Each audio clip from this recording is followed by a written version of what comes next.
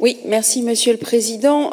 Cette question sur Carta m'a été inspirée par une enseignante d'un lycée professionnel au cours d'un conseil d'administration où nous avons eu un débat très intéressant sur le devenir des lycées professionnels en Bretagne. La question, en fait, est relative à la crise sanitaire qui a particulièrement impacté les jeunes. Cette problématique va d'ailleurs bien au-delà de la difficulté de l'enseignement en distanciel, puisqu'émergent des études évoquant des conséquences parfois beaucoup plus graves, et notamment en termes de santé mentale sur notre jeunesse.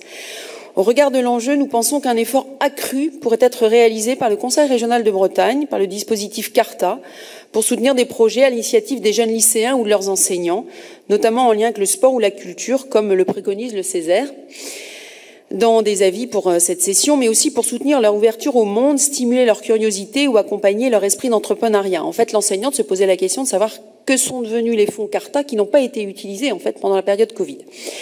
Donc ma question est simple, Monsieur le Président, ne pensez-vous pas que 2022 devrait être une année exceptionnelle pour monter en puissance le dispositif Carta afin d'aider plus que jamais un nombre beaucoup plus significatif de bénéficiaires? Je vous remercie.